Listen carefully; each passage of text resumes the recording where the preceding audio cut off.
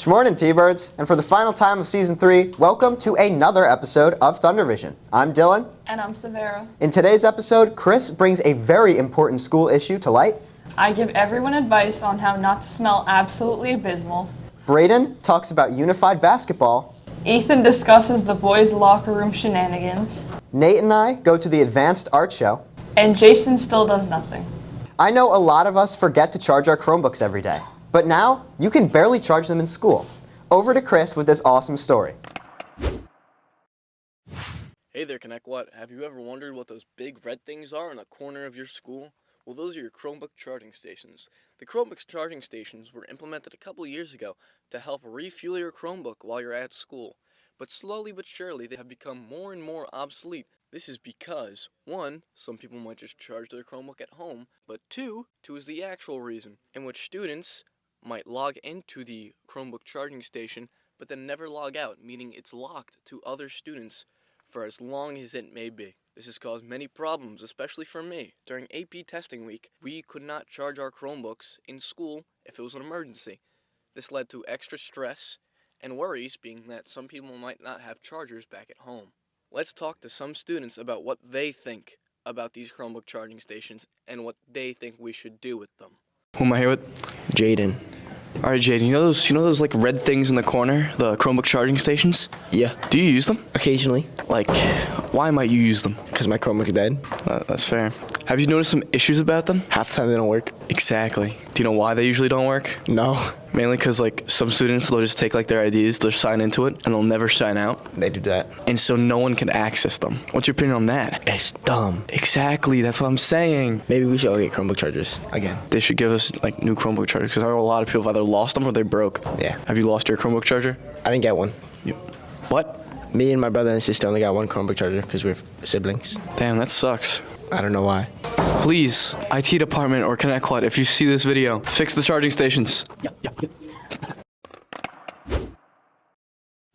I always keep my Chromebook nice and charged at home. Do you? I do too. I have my really old, kind of messed up charger. Can't wait to turn that in. It's like crinkly and it's on its last breath, but it works. It works and my Chromebook is charged. Nice. Fist bump.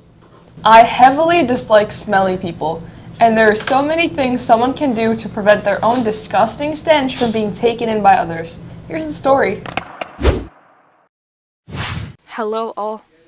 This is a very important PSA filled with advice from someone who is leaving. When I walk in the hallways, it's not hard to notice that some people have a particularly hideous odor about them. You know who you are. This needs to be remedied. There are many simple steps that you can take to prevent this. Use deodorant. I'm not joking. It's spring and it's getting hot. You need to use deodorant. Also shower. Shower every day and just be clean. Wipe after you use the bathroom and then wash your hands. If you think we can't tell, we can tell. And we know, and we're all shaming you. Do your laundry too so your clothes are also clean and fresh. Invest in like perfume or cologne to just make everything better. Get your acts together. Brush your teeth, stay hydrated, sneeze into your elbow, maybe use lotion just so you don't get dry. Just promote general welfare. This is an epidemic, so yeah. Back to you guys in the studio. Braden covered the most recent unified basketball game at Connect Quad, and he did a great job. I don't know what we're going to do without such an amazing, sports-focused member of the team next year, but let's check out the story. Hey T-Birds, on Friday, May 16th, I attended the Unified Basketball game here at Connect Quad. Unified Basketball is a walk-on basketball team geared towards helping special ed students play and enjoy the sport with the assist of buddies. On the 16th, our Connect Quad T-Birds played CHM North at home in their Fans in the Stands game, which featured a band performance throughout the game. I interviewed some of the players before the game. Here it is. What's up, guys? I'm at the Unified Basketball game. Who am I here with today? Taz Ortinez. And what's your name? My name is Nicholas. And how long have you guys been playing on the Unified Basketball team? Almost for a week right now. For 1 week right now. And how has your experience been so far with the Unified Basketball? We've been losing for a while, and that's why we're going to try to win, and hopefully, man. We're trying to win this, and I hope so. And would you recommend unified basketball for those in the future? Yeah. Yes. All right, thank you guys for your time and good luck.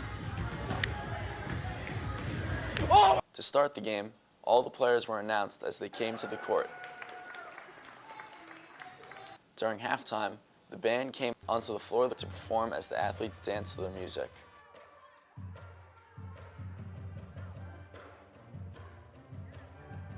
Through 4 quarters, the game was tight, both teams going point for point, and ultimately, the game ended in a tie, with both teams putting up 50 points each. After the game had ended, all the players lined up to high-five and exchange good games. I interviewed one more of the athletes about the growth of unified basketball since the start 3 years ago. I'm with Michael Gustafson here. Michael, so your first year playing unified basketball was the first year that the league was created. You know, this is the 3rd year. How do you feel watching the sport grow? Very happy and very excited. And do you recommend this sport for people watching at home? Yep. Yep. All right. Well, thank you for your time, Michael, and take care. Unified basketball is a good experience for both the buddies and the athletes, and is highly recommended. And as always, take care, T-Birds. The Advanced Art Show is one of the ways that Connecticut showcases its amazingly talented students. Nate and I worked together to bring you this story. Here at Connecticut, we have many annual events to showcase how talented our students are. One of these events is the Advanced Art Show, which features a huge variety of art, including many different types of physical art, digital art, and films. The Advanced Art Show is an invitational, and the students who have the opportunity to attend and have their art displayed are insanely talented. Let's talk to some of them about the show. What's your name and what grade are you in? I'm Jake and I'm a senior. My name is Sophia Tax and I am in 12th grade. I am Ryan Hugger and I am in 10th grade. All right, Jake. And what did you have to show at the art show? I had a 30-second reel for film class that was shown on one of the projectors because apparently I won an award or something. I don't know. Grandon just told me to go. So I had my digital and traditional works from my advanced digital art class. I had my drawing and paintings from my drawing and painting class and my art portfolio class, along with a couple sculptures from my sculpture class. I had just a couple of pieces of my digital art and one little piece of fan art that I made for a couple people. That's a lot of work. You want to go through that process with me a little bit? Okay, here's what you do. You come up with the idea. You plan the idea in your head. You write it down. And then you storyboard it. And then you animate it. And then you edit it. And you put a little sound effects here and there. And then bam.